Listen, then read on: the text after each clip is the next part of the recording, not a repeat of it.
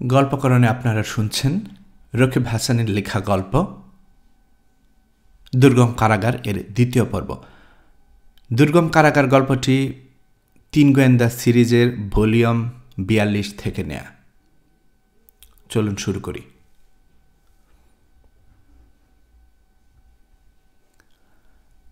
এক এক করে মিলিয়ে যাচ্ছে তারাগুলো। ভোরের দেরি নেই। মার্কভের কুরের দিকে চলেছে ৩ গোয়েন্দা। ফ্যাকাশে হয়ে আসছে আকাশের রং। বনের মধ্যে এখনও কালেগোলা অন্ধকার। বায়ে আকাশের পটভূমিতে পর্বতচূড়ার আকৃতিটা রূপ নিতে আরম্ভ করেছে সবে। তুষারকণা ভাসছে বাতাসে। ছুরির মতো ধারালো ঠান্ডা বাতাস যেন হাড় ভেদ করে মজ্জায় গিয়ে ঢুকে পড়ছে। আধো অন্ধকারে মার্কভকে অপেক্ষা করতে দেখল ওরা। কোরালটা কোমরে ঝুলানো, মাটি চাপা দেয়া নতুন একটা কবর, তাতে কোনো মতে বানানো একটা কাঠের ক্রুশপোতা। পাশে দাঁড়িয়ে আছে মার্কভ। খাবারের পোটলাটা সাগ্রহে হাতে নিল সে, ধন্যবাদ দিল, পুঁতে রাখল একটা গাছের গোড়ায়, পাতা ছড়িয়ে ঢেকে দিল জায়গাটা। তারপর ওদের আসতে ইশারা করে নদীর তীরের দিকে হাঁটা শুরু করল। ২০ মিনিট পর ধোঁয়ার গন্ধ ঢুকল ওদের নাকে। আরও কিছুক্ষণ হাঁটার পর গাছের ফাঁক দিয়ে দেখা গেল ধোঁয়ার উৎস। মার্কভের কুড়োটার মতোই আরেকটা কুড়ে দূর দিয়ে সেটার পাশ কাটিয়ে এলো। একই রাস্তায় আরও দুটো কুঁড়ে পড়ল। মোহনা পেছনে ফেলে এসেছে ওরা। নদীটা এখন অনেক সরু হয়ে এসেছে, বড়জোর ৩০ গজ। মাটি আর পানির মাঝে নল খাগড়ার দেয়াল রয়েছে এখানেও। মাঝে মাঝে কোথাও কোথাও ছাড় দিয়েছে নল খাগড়া। পাথরে তীরভূমি শেওলায় ঢাকা। ছোট ছোট অগভীর খাড়ি আছে প্রচুর বাঁক নদীতে। ফারবনের যেন শেষ নেই। মাঝে মাঝে কিছু বার্চ। নদীর পাড়ে মাটি এখানে এবড়ো থেবড়ো পাথরে। পানিতে প্রচুর বরফের কুচি ভাসছে। ওদেরকে নিয়ে টিলার মতো একটা উঁচু জায়গায় উঠল মার্কভ। কোনো কথা না বলে হাত তুলে দেখালো। সামনে ৬ মাইল দূরে মোটামুটি সমতল একটা উঁচু জায়গায় জঙ্গল পরিষ্কার করে তাতে বিল্ডিং তোলা হয়েছে। পাথরে তৈরি বিশাল বাড়ি। কেমন এক ধরনের বিষণ্ণতা ঘিরে রেখেছে বাড়িটাকে।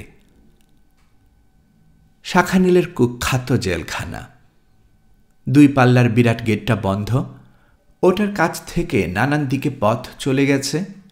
সবচেয়ে বেশি ব্যবহার হয় যে চওড়া রাস্তাটা, সেটা গিয়ে শেষ হয়েছে কয়েকটা কাঠের তৈরি বাড়ির সামনে। প্রচুর কাঠ আর গাছের গুড়ি স্তূপ করে রাখা হয়েছে ওখানে। করাতকল বোঝা যায়। করাতকলের কাছ থেকে আরেকটা চওড়া রাস্তা চলে গেছে ঢালের দিকে, হারিয়ে গেছে ঝোপঝাড়ের মধ্যে। রবিনকে বলল কিশোর, রাস্তাটা কোথায় গেছে জিজ্ঞেস করো ওকে।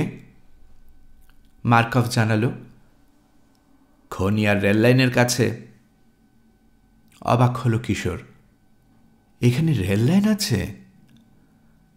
মার্কভের সঙ্গে আরও খানিকক্ষণ কথা বলে রবিন জানল, আছে। সরু লাইন, ছোট ছোট লোহার ছাদখোলা বগি চলে, তার উপর দিয়ে কয়লা আর কাঠ নিয়ে আসে। ৩ গোয়েন্দাকে নিয়ে টিলা থেকে নেমে এসে আবার হাঁটতে শুরু করল মার্কভ। আলো বাড়ছে, খোলা জায়গায় থাকা ঠিক না। জঙ্গলে ঢুকে পড়ল। নদীর একটু বাঁক ঘুরতে জেলখানাটা দেখা গেল আবার। তার মানে অনেক উঁচুতে উঠে এসেছে। নদীর ওপারে পাহাড়ের গায়ে দেখা যাচ্ছে কয়লার ক্ষেতটা। দূর থেকে লাগছে পাহাড়ের গায়ে একটা ক্ষতের মতো। ওটায় যাওয়ার রাস্তা পাহাড়ের কাঁধ ঘুরে নেমে এসেছে একেবারে নদীর সমতলে। নদীর সমান্তরালে এগিয়েছে কিছু দূর, ওদের থেকে ৩০ গজ দূরে। তারপর আবার বাঁক নিয়ে চলে গেছে কয়লা পাহাড়ের দিকে। ওরা যেখানে দাঁড়িয়ে আছে সেটা একটা পাথরের স্তূপ। ভূমিধস নেমে সৃষ্টি হয়েছিল কোনো এক সময়। খাঁজে খাঁজে জন্মে আছে ঘাস, ঝোপঝাড়, ছোট ছোট গাছপালা। লুকিয়ে বসে উপরের রাস্তার দিকে নজর রাখার এক আদর্শ জায়গা। এখানে থাকলে কারো চোখে পড়ার সম্ভাবনা নেই। লুকিয়ে পড়তে ইশারা করল মার্কভ। কোনখান দিয়ে নদীটা পেরোলে সবচেয়ে ভালো হয় জিজ্ঞেস করো তো ওকে। রবিনকে বলল কিশোর। নদীটা পেরোনোর প্রয়োজন পড়বে আমাদের, বুঝতেই পারছি। মার্কভ জানালো, আমাদের সামনে একটা অগভীর জায়গা আছে, পানি একেবারে কম, কাছে একটা ব্রিজও আছে বাঁকের ওপাশে। বনের ভেতর দিয়ে এসেছি বলে দেখতে পাইনি। নিচু স্বরে রবিনকে কিছু বলল মার্কভ। রবিন জানালো মুসা আর কিশোরকে। মার্কভ বলেছে, বাবাকে কয়লার পাহাড়ের নাও কাজ করাতে পারে, হয়তো করাত করে নিয়ে যায়। কয়লা পাহাড়ি করলে যাওয়ার সময় দেখতে পাবো ওদের। আসার সময় হয়েছে ওদের। কয়েক মিনিট পরেই জেলখানার দিক থেকে পাহাড়ের কাঁধ ঘুরে এগিয়ে আসতে দেখা গেল দলটাকে। প্রহরী আর কয়েদিদের আলাদা করে চিনতে কোনো অসুবিধা নেই। প্রহরীদের কারো হাতে চাবুক, কারো রাইফেল, পরনে ইউনিফর্ম, কালচে ধূসর মিলিটারি সার্ভিস ড্রেস। কয়েদিদের পোশাক হলুদ আর কালো ডোরা কাটা কাপড়ের তৈরি। রংটা এমনভাবে বাছা হয়েছে যাতে চোখে পড়ে সহজেই, লোকাতে অসুবিধা হয় না। দুই সারিতে চলছে ওরা। কারো কারো হাতে কয়লা তোলার আন করার যন্ত্রপাতি। 29 জন। কুনল কিশোর। 12 জন রাইফেলধারী প্রহরী, 2 জনের হাতে চাবুক। কারণে অকারণে গরু ছাগলের মতো পেটাতে পেটাতে নিয়ে চলেছে কয়েদিদের। মার খেয়ে কেউ প্রতিবাদ করছে না, নীরবে এগিয়ে চলেছে। নরম মাটিতে পা পড়ার শব্দ ছাড়া আর কোনো শব্দ নেই। যে অবস্থা, ওদের মধ্যে মিস্টার মিলফোর্ডকে খুঁজে বের করা সহজ নয়, বুঝতে পারল কিশোর। শুধু পোশাক যে একরকম পরেছে তাই নয়, দেখতেও সবাইকে একই রকম লাগছে। লম্বা লম্বা চুল, বহুদিনের না কামানো দাড়ি গোফে মুখ ঢাকা, চেহারা চেনার উপায় নেই। কাছে চলে এসেছে দলটা। নদীর ওপারে গোয়েন্দাদের সামনে দিয়ে যাচ্ছে এখন। ইংরেজিতে কথা বলে উঠল একটা কণ্ঠ, তাতে করা বিদেশি টান। অনেক হয়েছে আন্না, আর সহ্য করব না আমি। বোকামি করো না, আর একটা কণ্ঠ বলল। বুকের মধ্যে রক্ত ঝলকে উঠল রবিনের। ওর বাবার গলা, কোনো সন্দেহ নেই। মুসা আর কিশোরও চিনতে পারল কণ্ঠটা। চাবুক হাতে দৌড়ে এলো একজন প্রহরী। সপাং সপাং করে বাড়ি মারতে লাগলো দুজনের পিঠে। দুজনের মধ্যে বেলচা কাঁধে নিয়ে হাঁটছিল যে খাটোমাটো লোকটা, সে চোখের পলকে ঘুরিয়ে তাকিয়ে ধা করে বেলচা বসিয়ে দিল প্রহরীর মাথায়। প্রহরী মাটিতে লুটিয়ে পড়ার আগেই হাত থেকে বেলচা ফেলে দিয়ে নদীর দিকে দৌড় মারল। কি ঘটবে জানা আছে তার, তাই সোজা না ছুটে একে বেঁকে ছুটল।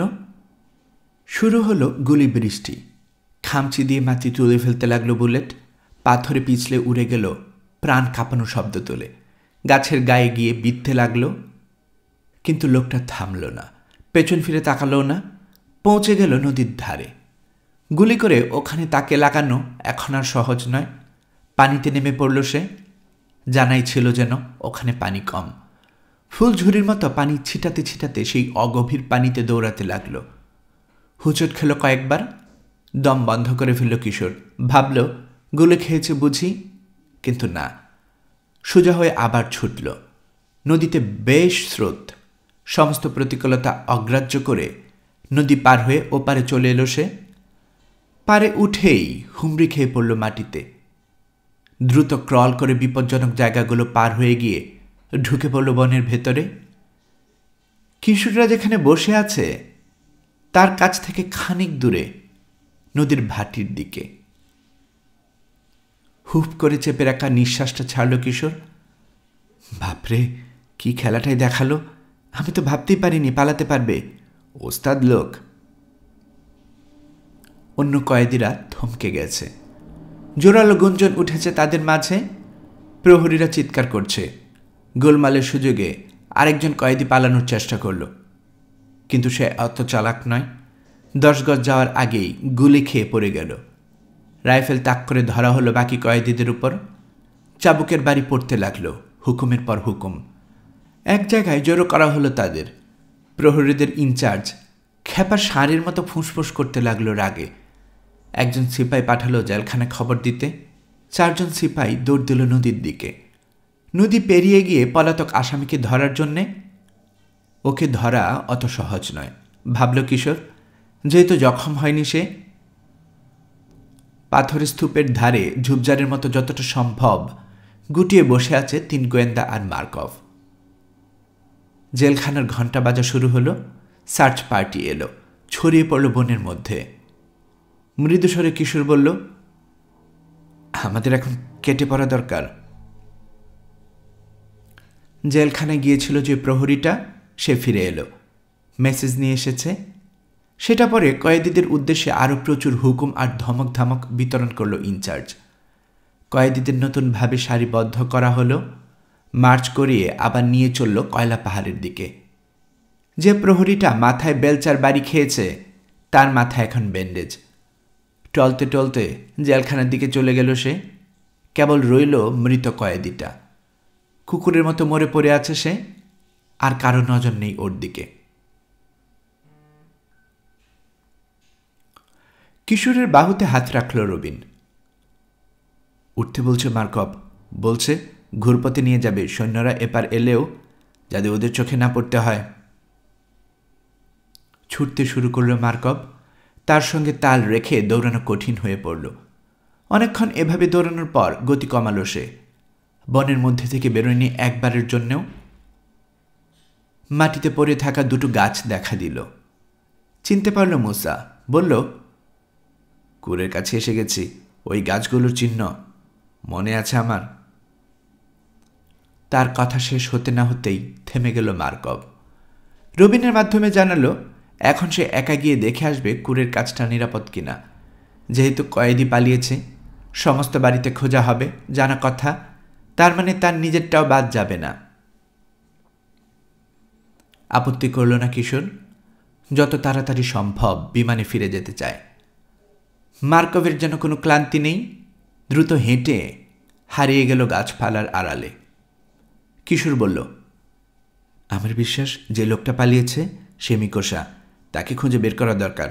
তার কাছে জানা যাবে মিলফোর্ড আঙ্কেলকে কোন সেলে রাখা হয়েছে। জানলে লাভ কি?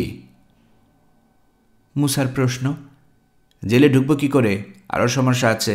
এক সেলে যদি 10 জন মানুষ থাকে তো একজনকে বের করে আনা যাবে না, বাকি সবাই সঙ্গে আসতে চাইবে। কথাটা যে ভাবিনি আমি তা নয়। কিশোর বলল, পালাতে চাইলে পালাবে, ভালোই হবে সেটা আমাদের জন্য। একজনকে খোঁজার চেয়ে 10 জনকে খোঁজা ঝামেলা হবে ওদের। ঘোলা পানিতে পালানো সহজ হবে আমাদের। তীক্ষ্ণ একটা চিৎকার চমকে দিল ওদের। সামনে থেকে এসেছে, 2 কি 3 সেকেন্ড থাকলো, তারপর হঠাৎ শেষ হয়ে গেল। মাঝপথে কাটা পড়ে গেল যেন। মার্কভ বিপদে পড়ল নাকি? উদ্বিগ্ন হয়ে কিশোর বলল, চলো তো দেখি।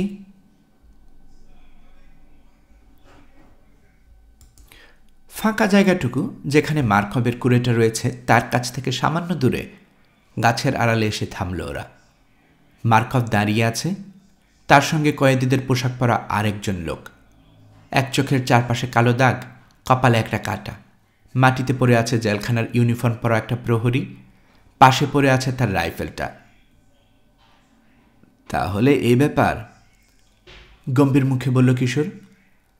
মাটিতে পড়ে থাকা লোকটার দিকে একবার তাকিয়ে বুঝে গেল যা বোঝার। পালিয়ে আসা লোকটার দৃষ্টি দীর্ঘ। একটা মুহূর্ত ঘোরাঘুরি করতে থাকলো 3 কিশোরের উপর। ধীরে ধীরে হাসি ফুটল দাড়ি গোফে ঢাকা জঙ্গলের মধ্যে। 3 গোয়েন্দা, খবর তাহলে পেয়ে গেছো? তুমি নিশ্চয়ই রবিন, বাবাকে নিতে এসেছ? এগিয়ে গেল রবিন।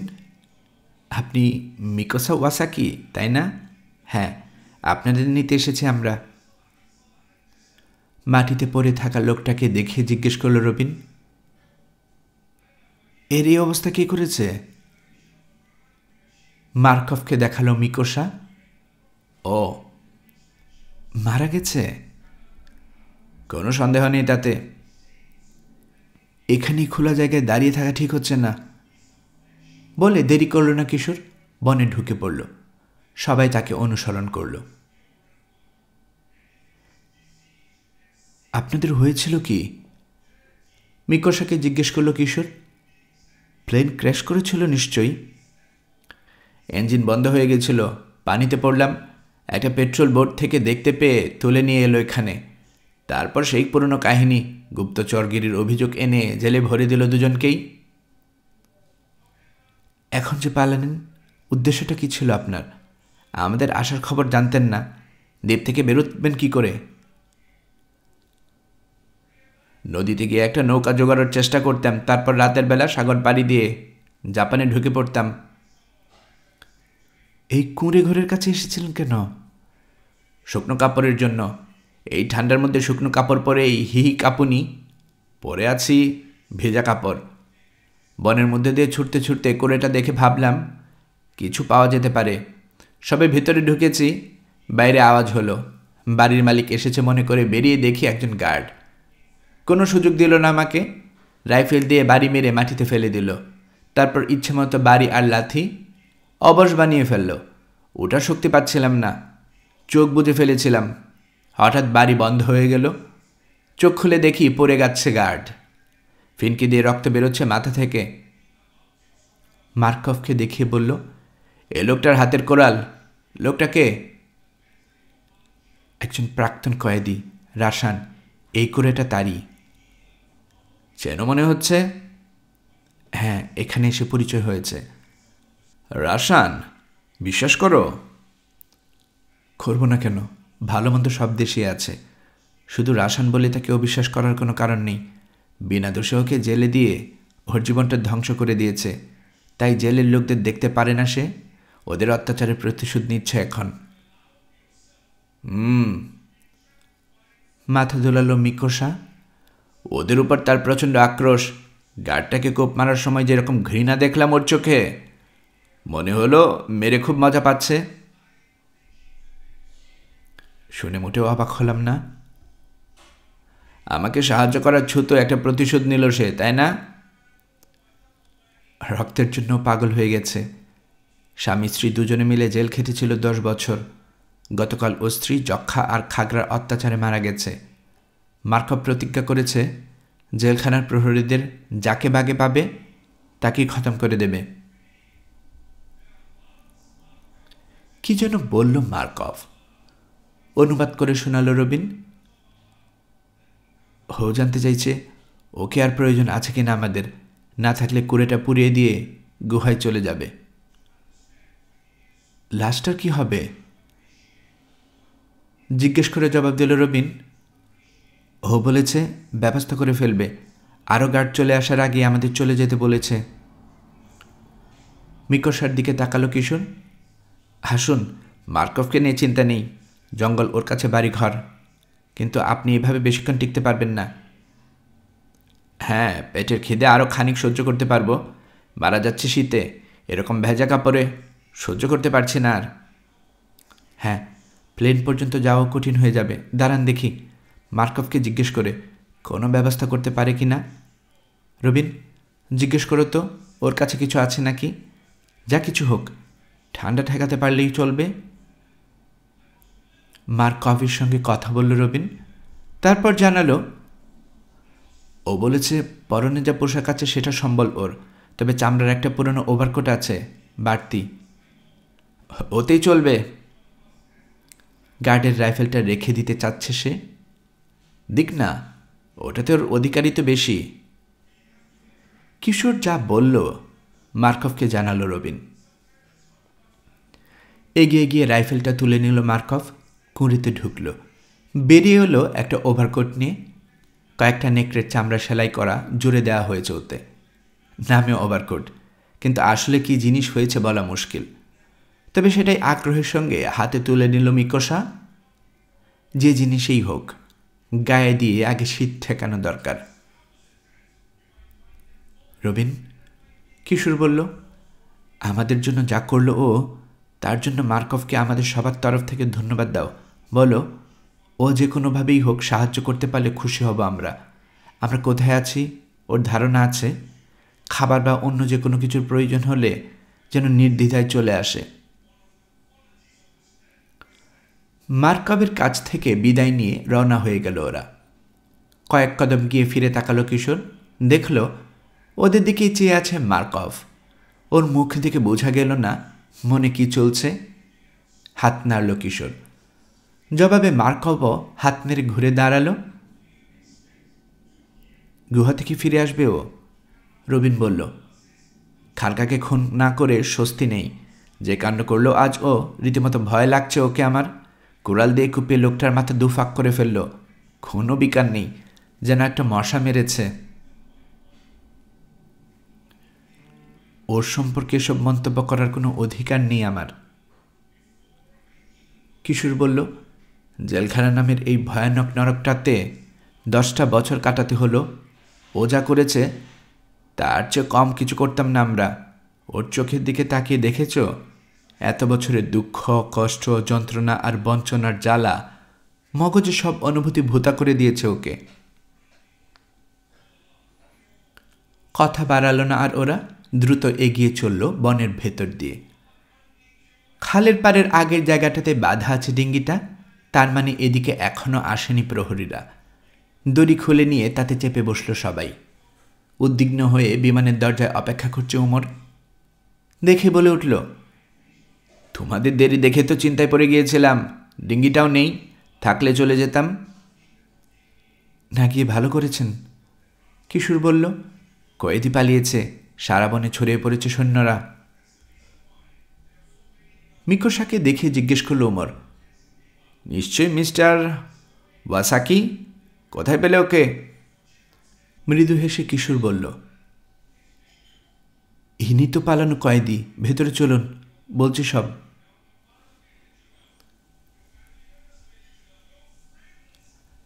খেতে বসেছে সবাই। বহুদিনের অভুক্ত মানুষের মতো গুগ্রাসে গিলতে লাগলো মিকোসা। 2 কেটলি পানি গরম করতে হলো রবিনকে, যাতে মিকোসার কফির অভাব না পড়ে। আসল কথায় আসা যাক এবার। মিকোসার দিকে সিগারেট বাড়িয়ে দিল ওমর। প্রথম কথা, মিস্টার ওয়াসাকি। শুধু মিকোসা বললেই চলবে। Thank you. মিকোসা, মিস্টার মিলফোর্ডকে কীভাবে উদ্ধার করে আনা যায় একটা পরামর্শ দিন তো। জেলে ঢুকে বের করে আনা সহজ, নাকি বাইরে যখন কাজ করতে নিয়ে যায় তখন? অবশ্যই বাইরে থেকে, নির্দ্বিধায় জবাব দিল মিকোসা। তাকে মুক্ত করে আনার আগে যোগাযোগের কোনো ব্যবস্থা করা সম্ভব? কিশোর জানতে চাইল। তার কি কোনো দরকার আছে? আছে, পালানোর জন্য তৈরি থাকবেন তিনি, তাতে অ্যাক্সিডেন্টের সম্ভাবনা কম। তা বটে। মাথা দোলালো মিকোসা। কফির কাপে চুমুক দিল। আমার জানা মতে যোগাযোগ করার একটাই জায়গা আছে, কয়লা পাহাড়। কেমন দেখতে? কাছ থেকে দেখা সম্ভব? দূর থেকে সম্ভব, তাও টহলে বেড়ানো গার্ডদের সঙ্গে ধাক্কা খাওয়ার ইচ্ছে থাকলে। মাটির কয়েক ফুট গভীরে রয়েছে কয়লা, 200-300 গজ জায়গা জুড়ে গা থেকে মাটি খসিয়ে কয়লা বের করা হয়েছে। আসলে কয়লাই পাহাড় ওটা, মাটির নিচ থেকে ডিবির মতো উঁচু হয়ে আর উঠেছে। গা থেকে যেখানেই মাটি আর অন্যান্য জঞ্জাল সরানো হোক, বেরিয়ে পড়ে কয়লা। ওইসব জঞ্জাল নিশ্চয়ই নিচে আশেপাশে জমা করে রাখা হয়, তাই না? নেবে আর কোথায়? তাছাড়া সরানোর দরকারই বাকি। সব কিছু মিলে অতি জঘন্য লাগে দেখতে।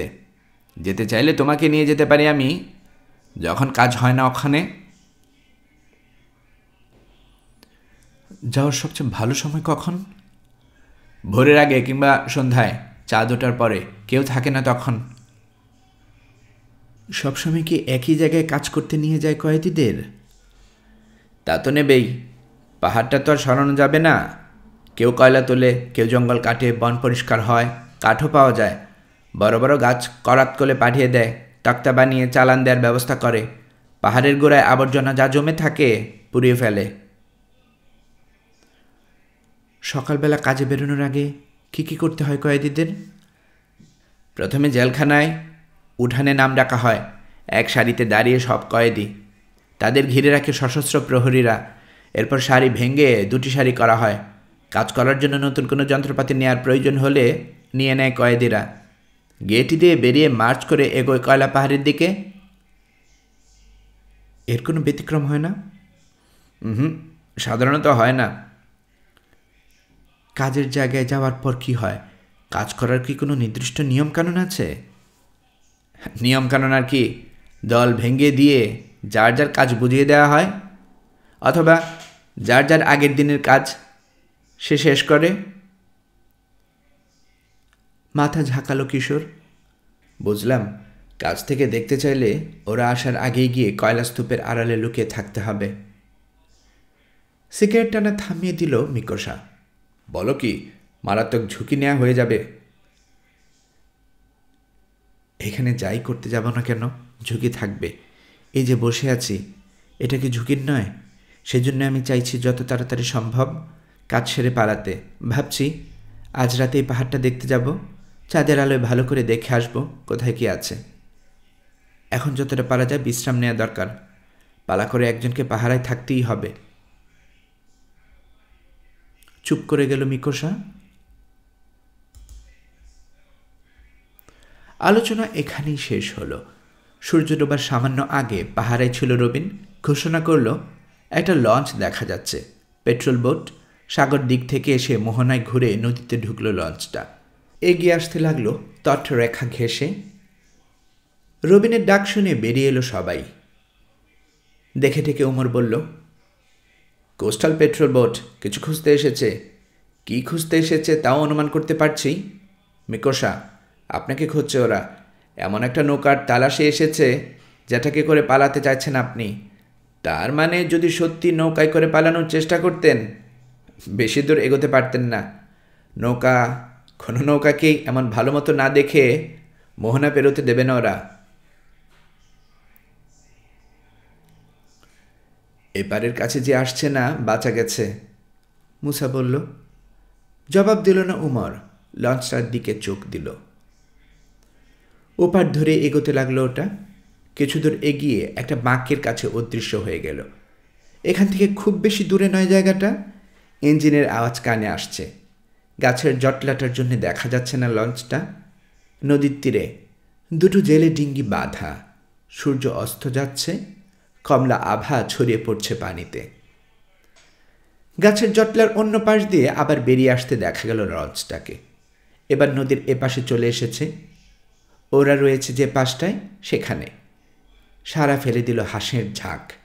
চিৎকার করতে করতে উড়াল দিল ওগুলো। গেল না, মাথার উপর চক্কর দিয়ে ঘুরে বেড়াতে লাগলো।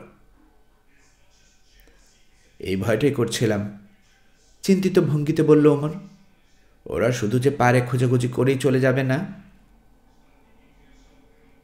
এখানে আসতে আসতে অবশ্য দেখার মতো আলো আর থাকবে না, কিশোর বলল। অন্ধকার তো প্রায় হয়ে এসেছে। চড়ায় আটকে যাওয়ার ভয়ে তীরের বেশি কাছে আসতে চাইবে না।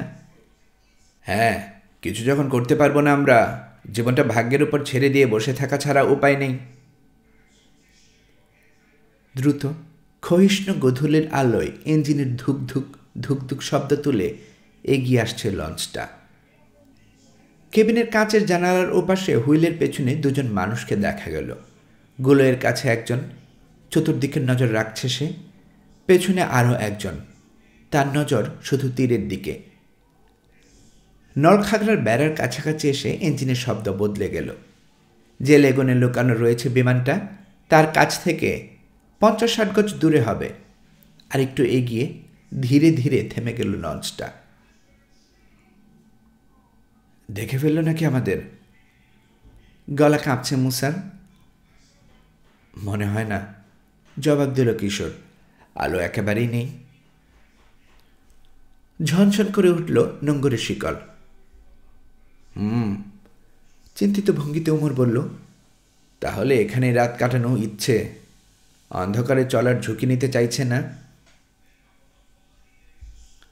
একেই বলে, যেখানে বাঘের ভয় সেখানেই সন্ধে হয়। তিক্ত কণ্ঠে বলল মুসা। নইলে নোঙ্গর ফেলার আর জায়গা পেল না। একেবারে আমরা যেখানে। হয়তো আমাদের মতো একই কারণে এখানে নোঙ্গর ফেলেছে ওরা, কিশোর বলল। বাতাসের ছোবল থেকে রক্ষার জন্যে। আস্তে কথা বলো। পানির উপর শব্দ কিভাবে চলাচল করে জানো না? আলো জ্বালতেও সাবধান, ওমর বলল। ম্যাচটেজ কিছু জ্বালানো যাবে না এখন। কোনোভাবে যেন আলো চোখে না পড়ে ওদের। আমরা যে এখানে আছি ওরা জানে না। ভোর হলে কিংবা চাঁদ উঠলেই চলে যাবে। তা তো বুঝলাম, মৃদু স্বরে বলল রবিন, কিন্তু আমাদের কয়লা পাহাড়ে যাবার কি হবে? দাঁড়াও না, দেখি আগে ওরা কি করে, কিশোর বলল। অস্বস্তিকর নীরবতা নামল বিমানের কেবিন জুড়ে। সময় যাচ্ছে, লঞ্চের রাইডিং লাইট জ্বেলে দেওয়া হয়েছে। কেবিন থেকে হলদে আলো সরের একটা চিলতে এসে তেচড়াভাবে পড়ছে পানিতে। নদীর ওপারে চোখ পড়ছে দু একটা মিটমিট আলো, মার্কবের মতো সেই সব হতভাগ্যদের করে যাদের কাছে সুখ জিনিসটা শোনার চেয়েও দামি। মাঝে মাঝে গুঞ্জনের মতো কথার শব্দ ভেসে আসছে লঞ্চ থেকে, স্পষ্ট নয় একটা শব্দও। রবিনও বুঝতে পারছে না, পুরো ব্যাপারটাই অবাস্তব লাগছে তার কাছে। মুসার কাছে একঘেয়ে বিরক্তিকর, কিশোরের কাছে উদ্বেগের, কারণ যতক্ষণ লঞ্চটা থাকবে আটকে বসে থাকতে লাগবে ওদের, কিছুই করা যাবে না। ওমর আর মিকোসারও ভালো লাগছে না, ওটা না যাওয়া পর্যন্ত একটা বিরাট দুশ্চিন্তা। আরও একটা কথা মনে হচ্ছে কিশোরের, কোনো কারণে যদি লঞ্চ থেকে নেমে ওরা টহল দিতে চলে আসে এদিকে, টর্চ জেলে দেখার চেষ্টা করে, তাহলে কি ঘটবে বলা মুশকিল। মাঝরাতের পর একটা নতুন শব্দ কানে এলো লঞ্চ থেকে। বিমানের কেবিনে বসে যারা ঢুলছিল চমকে জেগে উঠল। রেডিও মর্মর্সের শব্দ। ওই মর্মর্সের জন্যই কিনা কে জানে হঠাৎ পুরোপুরি জ্যান্ত হয়ে উঠল লঞ্চটা। নোঙর তোলা হলো, ইঞ্জিন চালু হলো। অখণ্ড নীরবতার মধ্যে এসব শব্দ বিস্ময়কর রকম বেশি কানে বাজতে লাগলো। চলতে আরম্ভ করলো লঞ্চটা। নাক ঘুরে গেল। ঢেউয়ের দোলায় নলখাগড়ার বেড়াকে দুলিয়ে দিয়ে রওনা হয়ে গেল। কোনো দিকে আর না তাকিয়ে সোজা চলে গেল মোহনার দিকে। উফ, বাঁচলাম, ফুস করে নিঃশ্বাস ফেলল রবিন। লঞ্চটা যেদিকে গেল সেদিকে তাকিয়ে রইল কিশোর। মুসা বলল, গর্তের বাইরে বেড়াল ওত পেতে থাকলে ইঁদুরে কেমন লাগে হারে হারে টের পেলাম আজ। সিগারেটের জন্য প্রাণটা আহাটাই করছিল ওমরের। লঞ্চ থেকে আগুন দেখতে পাবে ভয়ে জ্বালাতে পারছিল না। সিগারেট ধরিয়ে মনের সুখে টান দিল সে। মিকোসা চেয়ারে হেলান দিয়ে ঘুমোচ্ছে। এতদিন পর শান্তি, তাই এত যে শব্দ, এত নাড়াচাড়া, কোনো কিছুই তার ঘুমের ব্যাঘাত সৃষ্টি করতে পারছে না। চলে গেছে লঞ্চটা, আর এলো না। দরজার কাছ থেকে ফিরে এলো কিশোর। এবার বেরোনো যায়, পাহাড়টা গিয়ে দেখে আসা দরকার। আমার প্ল্যানটা কি খুলে বলি, ওখানে গিয়ে যদি সুবিধামতো একটা লুকোনোর জায়গা পাই, যেখান থেকে মিলফোর্ড আঙ্কেলকে কাজ করতে দেখতে পাবো, তার সঙ্গে কথা বলার সুযোগ পাবো, তাহলে সেখানে বসে যাব, তাকে জানিয়ে দেব আমরা চলে এসেছি। তার কি কোনো দরকার আছে? রবিনের প্রশ্ন। আগেও বলেছি, এখনও বলছি, আছে। তার অজান্তে হঠাৎ করে কিছু করতে গেলে চমকে যাবেন, উল্টাপাল্টা কিছু করে বসলে ভালোর চেয়ে খারাপ হবে। তার চেয়ে জানিয়ে রাখলে রেডি থাকবেন, আমাদের সহযোগিতা করতে পারবেন, পালাতে সুবিধে হবে। কথা বলার পর ফিরবে কি করে জিজ্ঞেস করল ওমর। কয়েদিরা সব জেলখানায় ফিরে না যাওয়া পর্যন্ত ফিরতে পারবো না, কিশোর বলল। এমনকি গার্ডদের সামনে নড়াচড়াও করা কঠিন হয়ে যাবে। তার মানে সারাদিন আটকে থাকবে ওখানে? আর কি করব, কফি আর বিস্কুট খেয়ে কাটিয়ে দিতে হবে। যাকগে, সেসব নিয়ে পরেও আলোচনা করা যাবে। এখন গিয়ে সরেজমিনে তদন্ত করা দরকার, লুকোনোর জায়গা আছে কি না সেটাও তো বুঝতে হবে। সঙ্গে কে কে যাচ্ছে তোমার জানতে চাইল মুসা। নিশ্চয়ই রবিন। প্রথমত মিকোসা যাচ্ছেন, কারণ জায়গাটা ঘুরিয়ে ফিরিয়ে দেখার জন্য তাকে প্রয়োজন আছে আমাদের। আমি রাজি, বলে উঠল মিকোসা।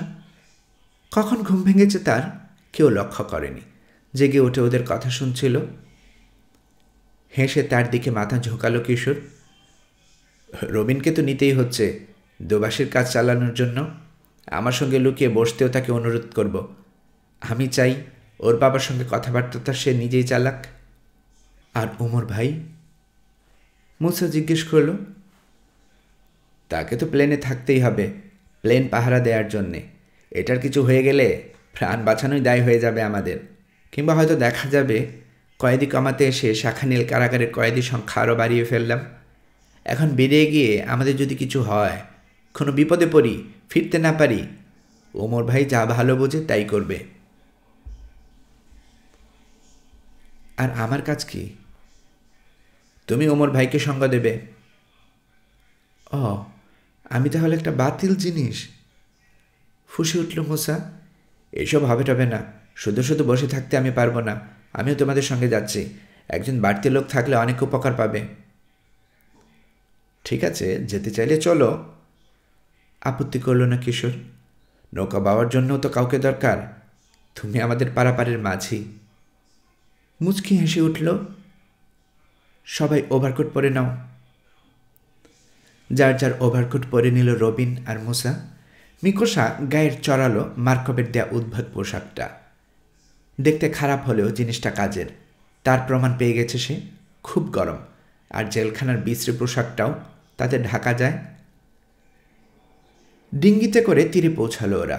নামার আগে ভালো মতো দেখে নিল কেউ নজর রাখছে কি না। নির্জনই মনে হলো। একে একে তীরে নামলো সবাই। ডিঙ্গির দড়ি শক্ত করে গাছের সঙ্গে বাঁধল মুসা। এক সারিতে রওনা হলো ওরা।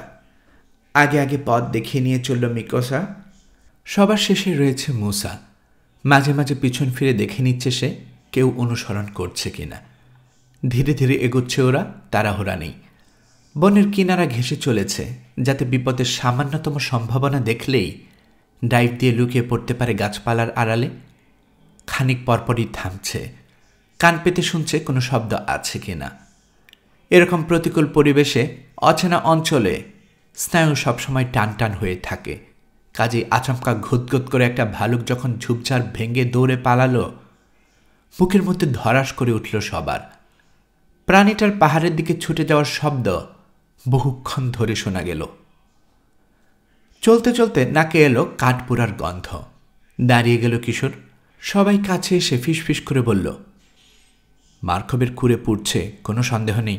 সামনের মোড়টায় পরেই ও এখন আছে নিশ্চয়ই। চলো দেখা যাক। এগিয়ে চলল আবার, আগের চেয়েও আরও সাবধান। গাছের ফাঁক দিয়ে উকি দিয়ে দেখল ছাই হয়ে গেছে কুড়ে ঘরটা।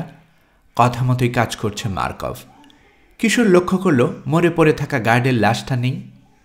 ছায়ের গাদায় এখনো দিকে দিকে আগুন। মার্কভকে দেখা গেল না কোথাও। পা বাড়াতে যাবে আবার ওরা।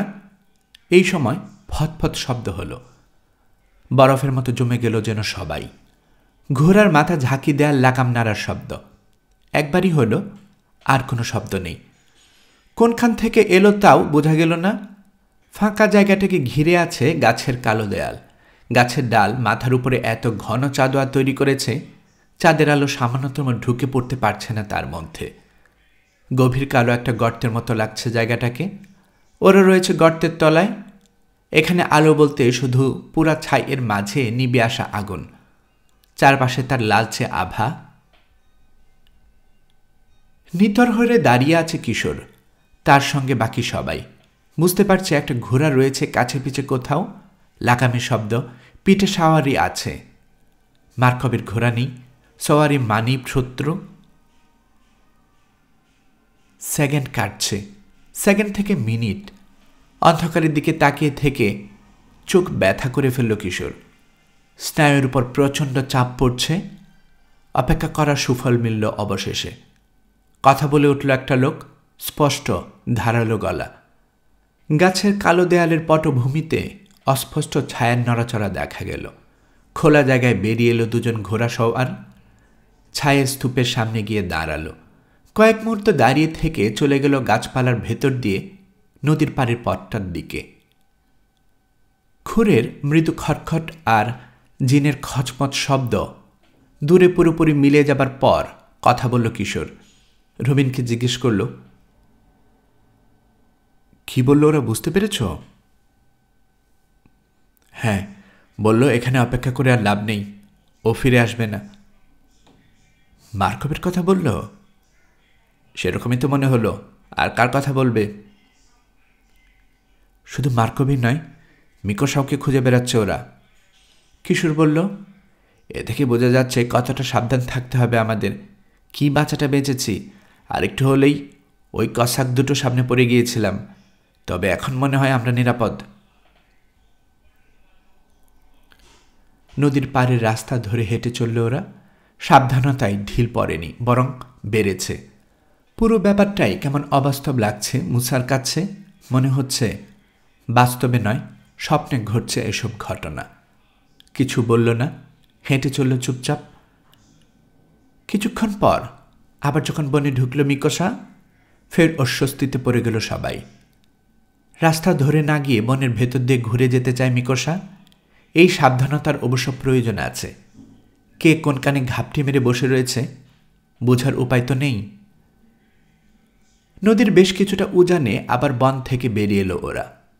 নদীটা এখানে সরু, চওড়া খুব কম। বরফ শীতল পানি ভেঙে ওপারে যাওয়ার কথা ভাবতেই দমে গেল কিশোর। দুশ্চিন্তা দূর হলো রবিনের কথায়। বলল, সামনে একটা ছোট ব্রিজ আছে। মনে পড়ল মার্কবা বলেছিল ব্রিজ আছে। মিকোসা জানালো, আরও খানিকটা সামনে গেলেই পাওয়া যাবে। নদীর সবচেয়ে সরু অংশে তৈরি করা হয়েছে ব্রিজটা।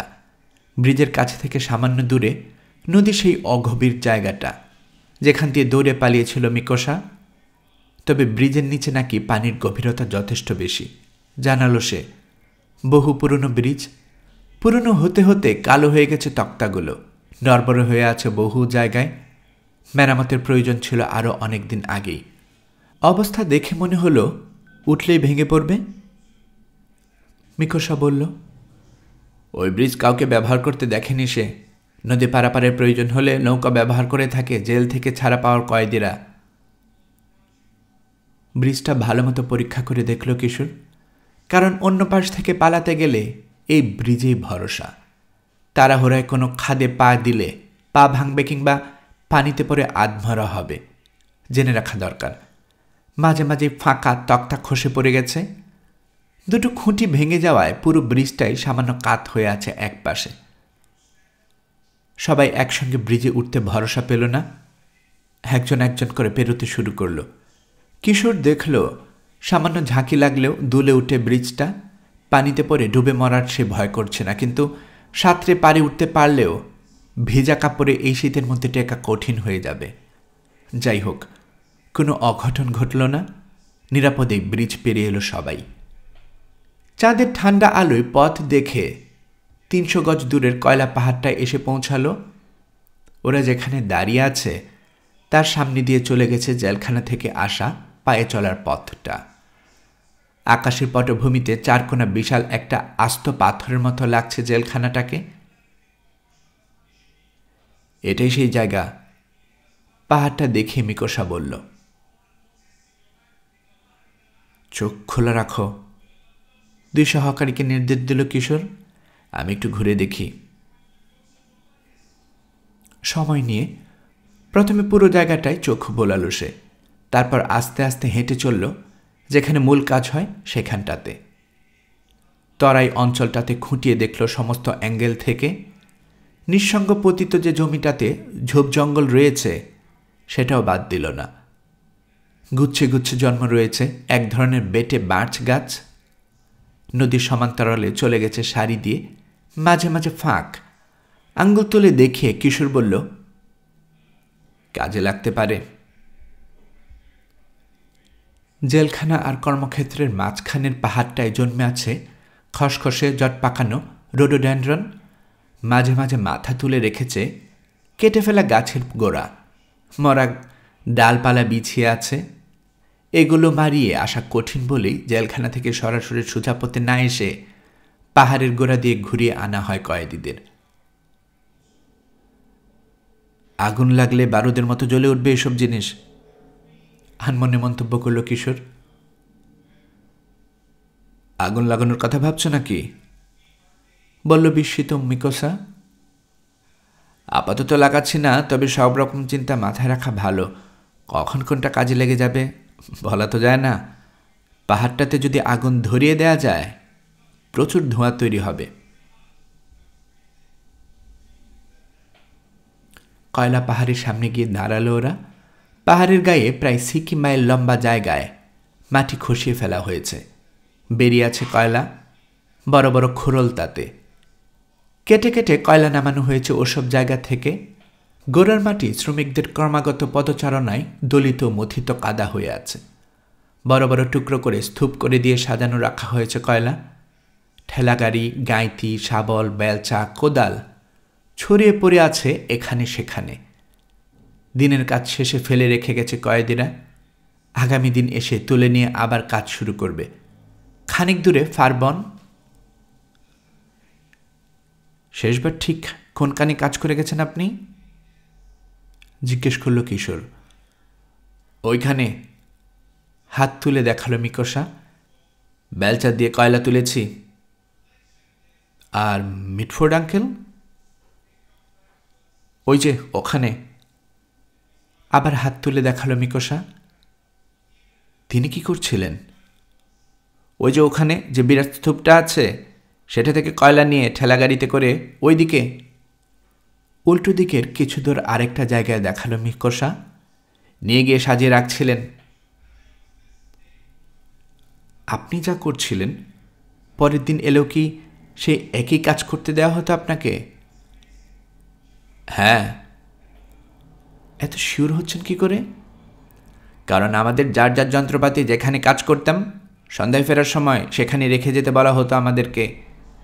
আমি ইচ্ছে করেই আজ সকালে কাজে লাগার কথা বলে বেলচাটা নিয়ে গিয়েছিলাম। কারণ আপনার উদ্দেশ্য ছিল পালানো, হাসল কিশোর। গার্ডদের পাহারা দেওয়ার নিয়ম কি?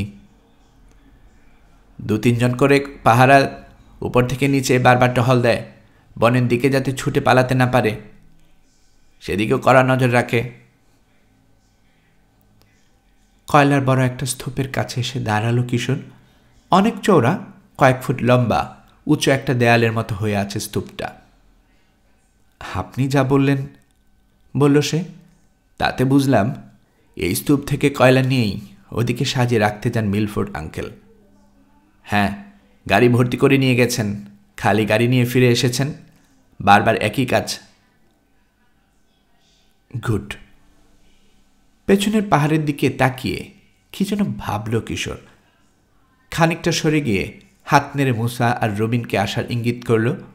ওরা এলে পাহাড়টা দেখে বলল, এখানে লুকানোর জায়গা আছে। বলো কি? মুসা অবাক। কোথায়? দেখছো না কি সুন্দর একটা খোরল বানিয়ে রেখেছে, যেন আমাদের লুকানোর জন্যই। এতে ঢুকে বসবো আমি আর রবিন। তোমরা আমাদের সামনে কয়লা রেখে দেয়াল তুলে দেবে, যাতে বাইরে থেকে আমাদের দেখা না যায়। ছোট ছোট ছিদ্র রাখবে, যাতে বাইরেটা দেখতে পারি আমরা। পাগল নাকি? এত এত গার্ড, এত এত কয়েদি, কারো না কারো দেখা, কারো না কারো চোখে তুমি নিশ্চয়ই পড়ে যাবে। জেলখানে ঢুকে বের করে আনার চেষ্টা করার চেয়ে এটা বরং অনেক সহজ কাজ, ঝুঁকিও কম। বলতে পারো বসে আরাম পাবো না মোটেও, কিন্তু মিলফোর্ড আঙ্কেলের সঙ্গে কথা বলার চেয়ে এর চেয়ে সুবিধাজনক জায়গা আর একটাও নেই। কাজ করার জন্য তো আসতে চেয়েছিলে, হাসল কিশোর। কাজ দিয়ে দিলাম, এত কথা বলছো কেন? খোরালটায় গিয়ে ঢুকল কিশোর। তাতে ঢুকে বসল কিশোর। মিকোসা বলল, বাহ, ভালো জায়গায় তো বেঁচেছ, দেখতে পাচ্ছি না। সামনে দেয়াল তুলে দিলে একেবারেই দেখা যাবে না। মাথার উপর কয়লার ছাদ, পাহাড়ের উপর থেকেও তোমাদের দেখতে পাবে না গার্ড। না কিশোর, অস্বীকার করতে হচ্ছে, নজর আছে তোমার। মিস্টার মিলফোর্ড অবশ্য তোমাদের অনেক প্রশংসা করেছেন। মিকোসাকে থামানোর জন্য কিশোর বলল, রবিন, ঢুকে পড়ো। কিশোরের পাশে এসে বসল রবিন। দুজনের সামনে কয়লার দেয়াল তুলে দিল মুসা আর মিকোসা।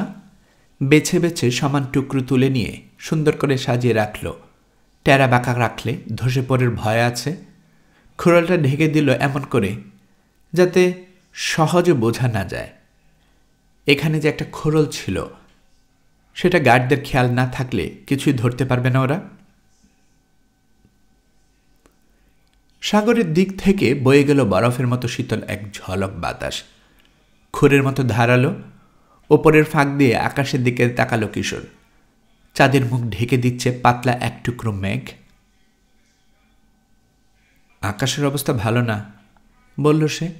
বাতাস আসছে পূব থেকে, সোজা মোহনার মধ্যে ঢুকছে, মারাত্মক হয়ে উঠতে পারে অবস্থা। যাকগে, সেটা নিয়ে পরে ভাবা যাবে, আগের কাজ আগে। আমি থাকব? জিজ্ঞেস করল মিকোসা। না, বেশি লোক বরং ঝামেলা বাড়াবে। আপনাদের আর অপেক্ষা করার দরকার নেই, চলে যান। ওমর ভাইকে বলবেন কাল সন্ধ্যার পর দেখা হবে। আচ্ছা, সাবধানে থেকো তোমরা। থাকবো, ধন্যবাদ। যেতে মন চাইছে না মুসার, কিন্তু থাকার উপায় নেই। অনিচ্ছা সত্ত্বেও মিকোসার সঙ্গে পা বাড়ালো সে। টুকটাক কথা বলতে লাগলো কিশোর আর রবিন। সতর্ক রইল কেউ এসে যাতে আবার শুনে না ফেলে। ভোর হয়ে এলো। পূব আকাশে ফ্যাকাশে আলো দেখা দিতে বিস্কুটের প্যাকেট ছিঁড়ে বিস্কুট বের করল কিশোর। ফ্লাস্ক থেকে চা ঢেলে নিল। রবিনের দিকে বাড়িয়ে দিয়ে বলল, সময় থাকতে নাস্তাটা সেরে ফেলো, ওরা এসে গেলে আর পারা যাবে না। নড়াচড়া একদম বন্ধ।